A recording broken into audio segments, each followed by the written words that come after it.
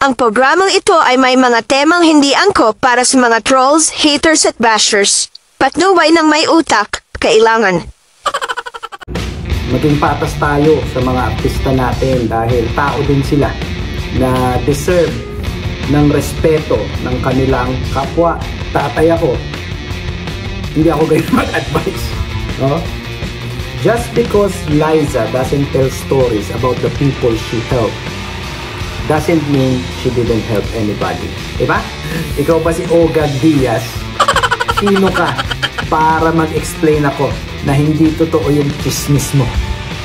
Kailangan nyo pa rin mag-isip pag nanonood kayo ng chismis ng showbiz talk show. Gago ka, lalo mong sinira, tapos wish mo magkaayos. Kumikita siya pag may broken family at mag-aaway in public. Christopher Min, yung people versus Christopher Min. Kahit si Ogie Diaz, merong people versus Ogie Diaz. You can't name your source. You can't identify your source. Therefore, he doesn't exist. Diba? Kailangan mo na magsayaw-sayaw din sa concert mo para kumita ka. Kang hostess. Ganun kayo ka-unfair sa mga artista.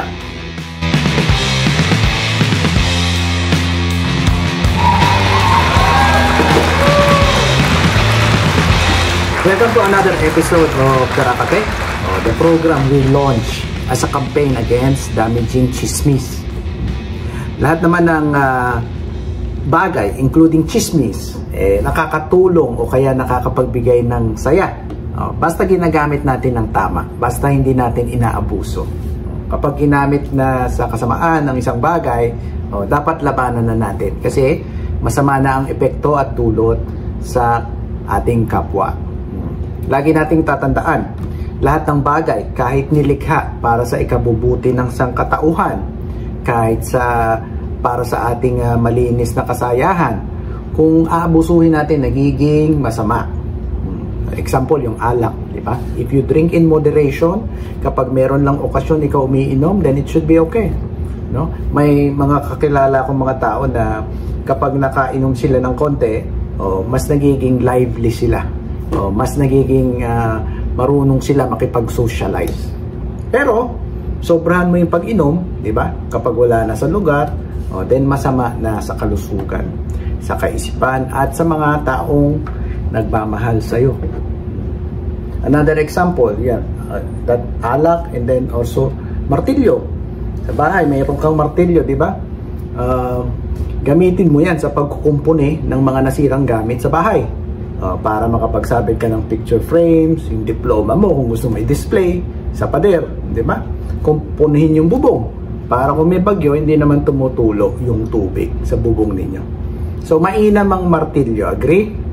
Pero, kung gagamitin mo sa kasamaan, pwede rin. Kung gagamitin mo yung para pokpokin yung ulo ng kasambahay ninyo, pitpitin yung daliri ng mga kapatid mo, nagiging masama yung martilyo na dapat sana ay mabuti.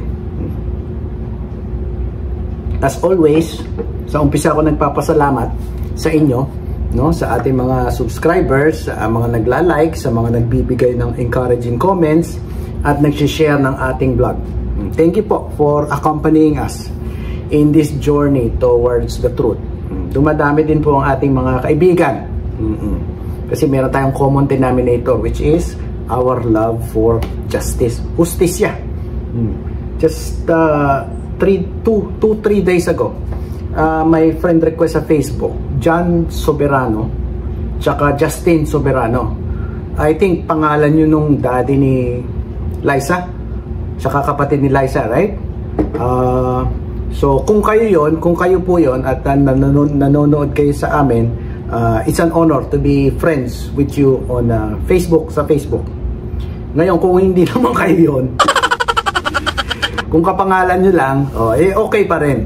Maraming salamat pa rin po. Pero kung ginagamit nyo yung pangalan, hindi naman dyan soberano yung pangalan nyo, wag. Use your real name. Use your real name. Hindi excuse yung number 1 fan kayo ni Liza, kaya ang pangalan nyo nakapangalan na nung gagamitin nyo yung pangalan ng tatay niya. respetuhin po natin yung mga tao.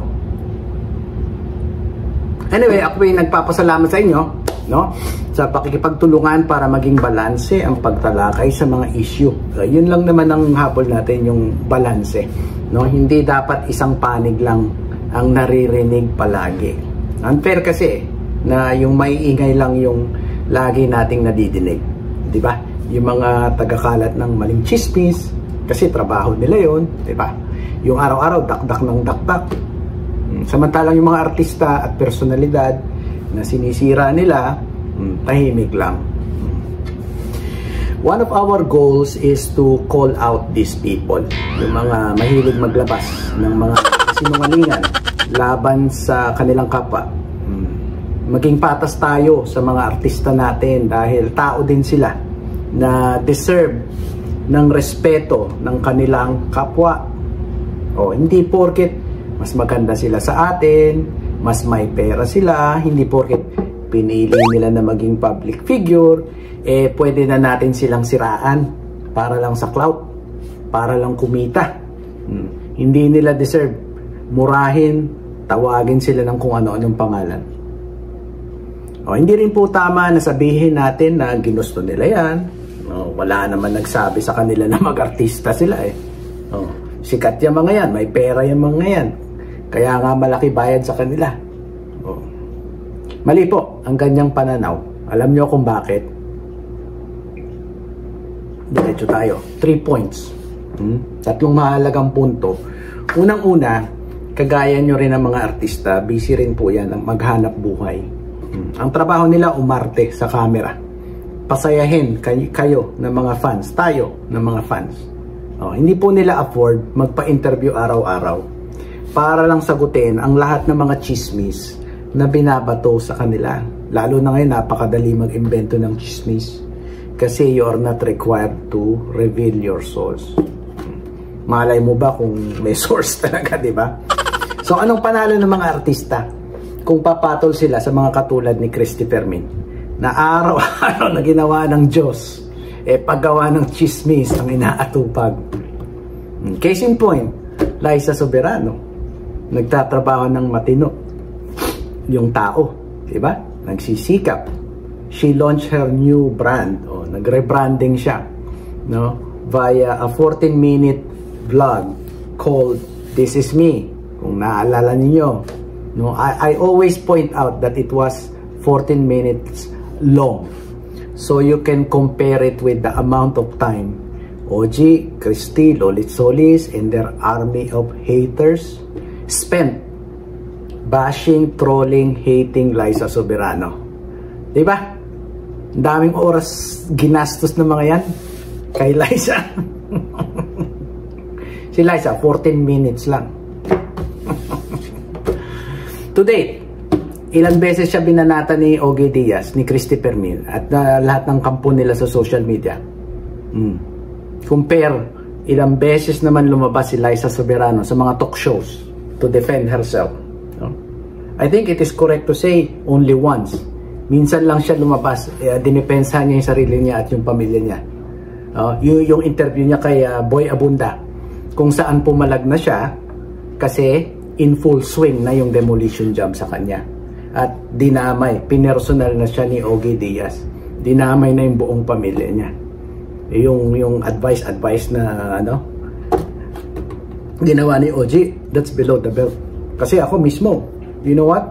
Kung natulungan mo ko noong nag-uumpisa ko, tapos nagkaaway tayo, you know, everyday lumabas sa bibig mo yung pangalan ko, siraan mo ko, Dennis ganito, Dennis ganyan, si Dennis walang ganito, si Dennis ganyan. I'm fine with it. Either I will ignore you or I'm going to fight back. Diba? Pero tayong dalawa yung magkaaway. Once lumabas sa bibig mo yung pangalan ng misis ko, yung pangalan ng mga anak ko, yung pangalan ng tatay at nanay ko, personal na yan. Damayan na ng pamilya. Yan yung Tatay Ogie niya. Yan ang nagtaguyod sa pamilya mo. Nabigyan mo ng bahay at magandang buhay ang daddy mo. Nakakapagpadala ka rin ng tulong sa mami mo sa States. Naibili mo ng bahay sa Amerika ang lolo at lola mo na kumupkup sa inyo ng kapatid mo si Christy noong bata pa kayo sa Amerika.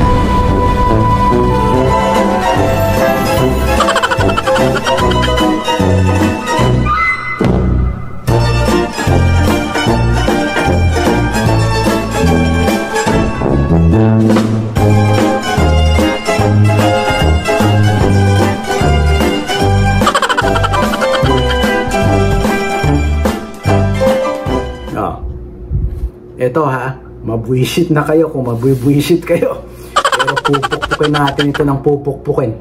Hanggat hindi pumapasok sa kokote ng mga miyembro ng kulto ni Ogie Diaz at Christy Fermin na hindi si Liza ang may kasalanan, kaya dumami ang haters niya. Kayong dalawa ang puro motor ang may kasalanan. At kaya lumalabas yung mga nagtatanggol kay Liza, katulad ng programa na ito. At hindi lang naman si Liza ang pinagtatanggol natin, pati yung mga ibang biktima ng programa ninyo. Dahil sa kagagawan ninyong dalawa. Uulit-ulitin natin yung video na yan hanggang ma-realize ninyo na hindi fatherly advice yan. Ako may tatay ako. Hindi ako ganyan mag-advise. Hindi fatherly advice yan. Yan ay panunumbat at panghihiya disguised as advice. Tatanga-tanga na rin maniniwala na ay, ang bait niya. Inaalahanan niya si Liza.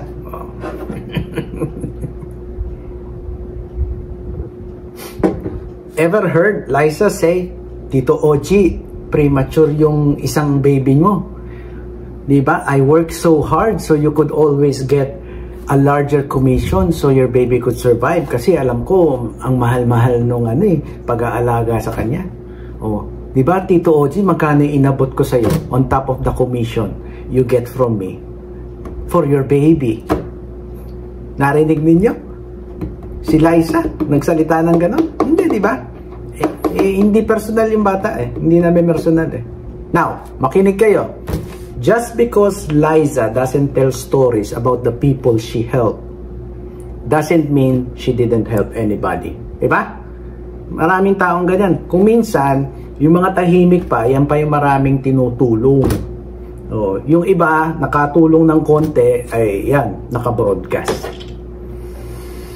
Hindi ba kayo turn off? Hindi ba kayo na-turn off? No? Sa mga taong nagbibilang in public ng mga naitulong nila sa kapwa nila. Like any other big stars, Liza has several social media accounts with millions of followers. Instagram, YouTube, TikTok, ano pa? Did she ever weaponize it? Did she ever use it to malign, shame, insult, or demand utang na loob from others? Did she ever use it to respond to her haters? Ginamit niya ba yon para manira ng ibang tao? Ikumpara nyo sa social media ng inyong idolo na si Ogie Diaz, Christy Fermin at Lolit Solis. No? Yung social media nila dedicated to spreading rumors and destroying reputations just because they don't like the celebrity. Sabi ko nga, kung may Holy Trinity na na-create ang ABS-CBN, Liza, Catherine, and Nadine, yung chismis naman, yung mga paninira, may Holy Trinity din. Christy, Ogie, Lolit. At yung mga nananampalataya sa tatlong yan, it's so easy for them to say, alam nyo kung hindi naman totoo yung chismis nila Ogie Diaz, madali lang naman sumagot. Bukas naman lagi yung programa nila sa panig nyo. Diba? At kung hindi totoo, i-deny nyo, i-deny ninyo. Di tapos ang chismis.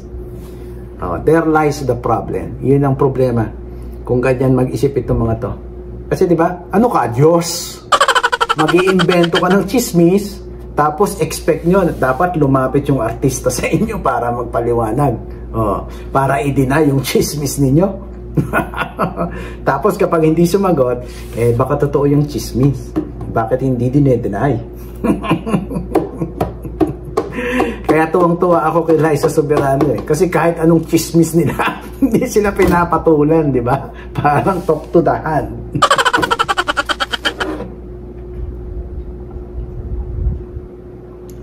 It's not that simple kung nag-iisip ka. So, pangalawang punto ko, ever wonder bakit hindi pumapatol ang mga big stars like Julia Barreto and Liza Soberano sa lahat ng chismis tungkol sa kanila? Kasi kung papatulan nila mga ito, talo sila eh. Alam niyo kung bakit? Ang mga artista may reputasyon na kailangan protektahan. O, itong sila Christopher Min, may reputation ba in the first place? Kung meron man, di ba, ang reputasyon nila gumawa ng chismis, manira ng kapwa. O, makipagsagutan sila Liza sa mga to, di sila din masisira. Si Ogie Diaz, si Christopher Min, si Lolit Solis, o ano pa masisira sa kanila? Come on, tell me. I'll wait.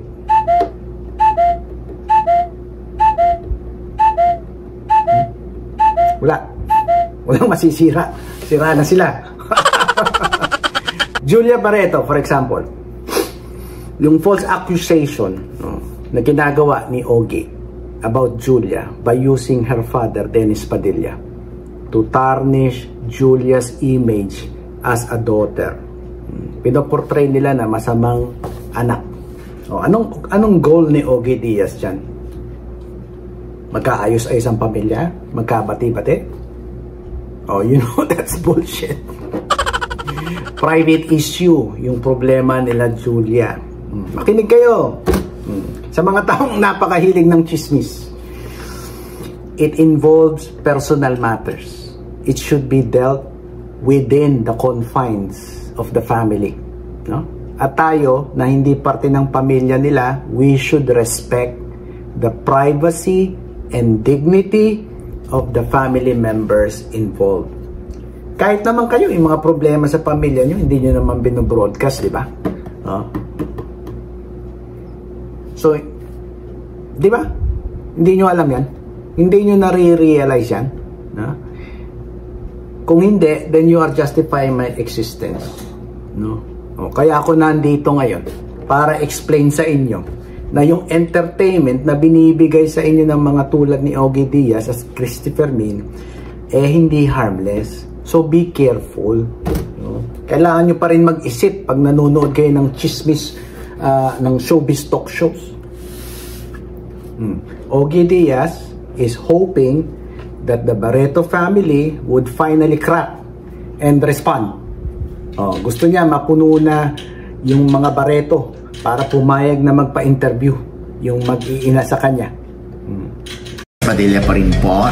Oo, at open naman po ako kung gusto ni Marjorie Barreto na magpa-interview sa atin. Kasi tinext ko siya, hindi naman niya ako sinagot. Ayun naman pala eh. Bukas naman programa niya para sa panig ni Marjorie. Asa ka pa, di ba? Siniraan mo yung mga anak niya eh. Tsaka siya eh. Tapos gusto mong magpa-interview sa'yo. Siyempre ikaw si Julia Barreto, mukhang edukado naman yung bata. You always make calculation before you do something, di ba? Artista ka eh. You have an image to protect. Siyempre tinatanong niya sa sarili niya yun. Ano mapapala ko? Kahit gigil na ako. Ano ang mapapala ko kung sasagot ako sa paninira sa akin ng tatay ko sa mga programa ni Ogie Diaz? Wala akong mapapala. Obviously, kapag sumagot sila dyan kay Ogie, talo sila. Alam nyo kung sinong panalo pag pinatulan nila Julia at Marjorie in public? Si Ogie Diaz. Kasi napag-away niya yung mag-aama in public. Tapos, alam niyo naman yung modus ng tatay Ogie nyo, di ba? Kunyari, gigit na siya. No? Like an impartial judge. Sasabihin niya, naiintindihan ko ang paliwanag ni Julia. Naiintindihan ko rin naman bilang ama ang mga saloobin ni Dennis. Sana lang magkaayos-ayos na ang mag-aama. Diba? Gago ka, lalo mong sinira, tapos wish mo magkaayos. Hindi mo ba nararamdaman na bawat interview mo kay Dennis sinisira mo si Julia? Galawang Judas. If Ogie succeeds in making Julia react publicly, edi bida siya, di ba? Kasi siya yung instigator ng Barreto Padilla Circus. Tapos, makakalimutan na ng mga manunood na si Ogie ang dahilan, kaya nagsasabong ngayon yung pamilya sa harap ng publiko. No? This is what you do for a living. Kayong mga umiidolo kay Ogie, this is what he does for a living. Profiting from the public conflict among members of a fractured family. Kumikita siya pag may broken family at mag-aaway in public. Kaya hindi pinapatulan ng mga artista itong sila Ogie at Christy. No? Ang problema lang, no? Okay naman yun, tama yun. Ignore. Huwag nyo i-dignify. Ang problema lang, sila Ogie at Christy, namimihasa. No? Porket hindi sila pinapatulan ng mga artista. Pangatlo, at panghuling punto ko, maikli ang programa natin ngayon. Hindi kikita si Marjorie dyan. Hindi rin kikita si Julia Barreto. Actors won't earn single centavo from addressing every rumor invented by these people. Di ba? Sana kung 1 million pesos per denial ang bayad sa kanila. Di ba? Papatulan nila yan. Liza Soberano, hiwalay na sila ng Lisken. Hindi totoo yan. 1 million na agad yun. Di ba? Liza Soberano, naghihirap na sa US. Nakikitira na lang sa apartment ng kaibigan. Hindi totoo yan. 2 million na agad. Liza Soberano, buntis. Hindi totoo yan. Hindi naka 3 million agad. Kaya lang wala eh. Wala kang kikitain dyan eh. Di ba? Kapag pinatulan pa nila, they dignify the chismis and they add credibility to the chismis creator. At itong mga chismoso na to, tuwang-tuwa sa ganyan. Kasi napapansin sila ng artista. Feel nila, level nila yung artista. Samantala ito yung artista, ito yung mga chismoso eh. Kahit naman saan, di ba? Kahit sa simbahan, kahit sa subdivision ninyo, ito ka. Ito yung mga chismoso. Pag pinatulan mo, bumaba ka, level kayo. Gustong-gusto nila yun.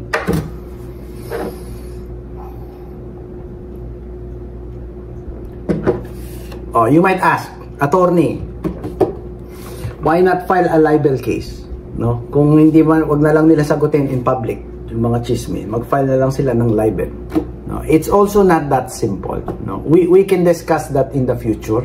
A lot, an entire episode on the elements of the crime of libel and why it is no longer worth to file libel cases against these people. Discuss natin yung kaso ni yung kaso ni Annabel Rama kay Christy Fermin, yung People versus Christy Fermin. Tapos yung kahit si Ogie Diaz, merong People versus Ogie Diaz eh. Dinidemanda ng libel yung mga yan noon.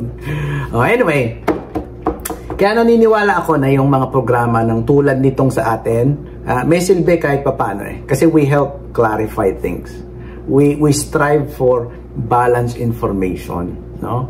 We question fake news, and most of all, we call out these individuals, so mga chismoso na to, holding them accountable to the lies they are spreading.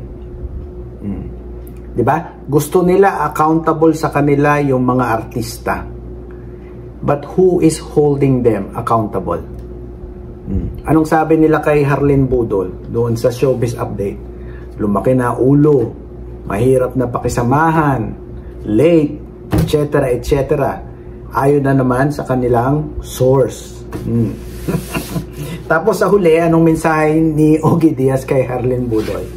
Prove mo sa amin, Harleen, na mali kami.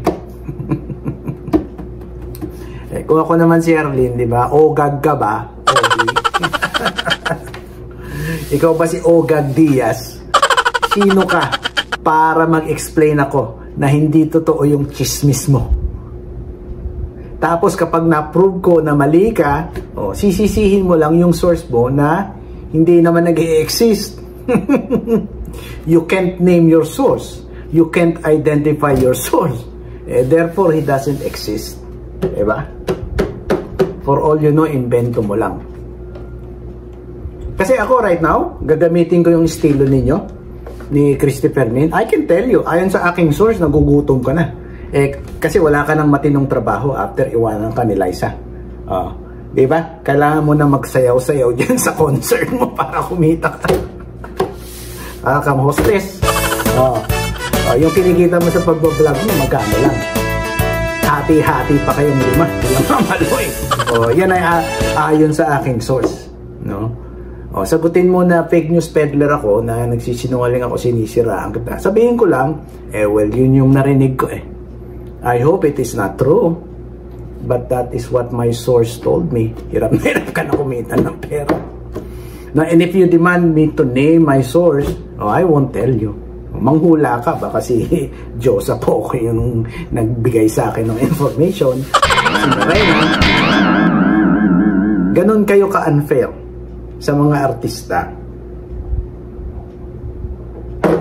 Next episode natin, pag-usapan natin yung karma na kumakatok sa pinto ni Ogie Diaz. Nandiyan na Antay sila ng antay ng karma ni Liza Soberano. Ayan na yung karma ni... Nandito na, yung karma ni Ogie Diaz. Factual yung discussion natin palagi at yung next episode natin factual din. Siya mismo umamin sa karma niya. Nandiyan na.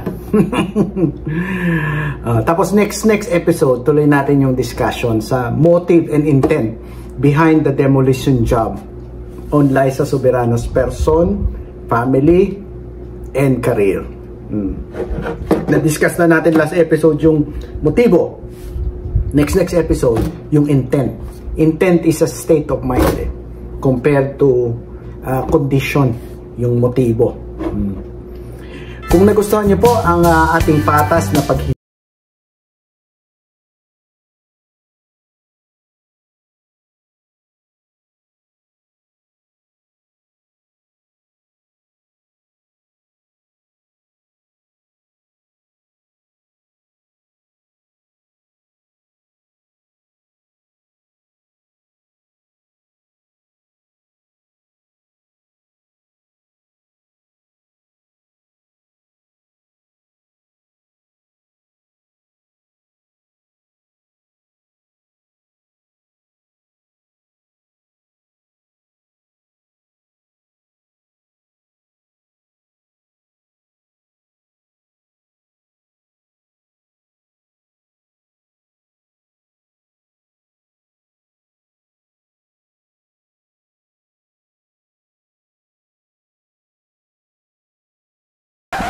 Houston ang ating Starbucks mug na gamit ngayon.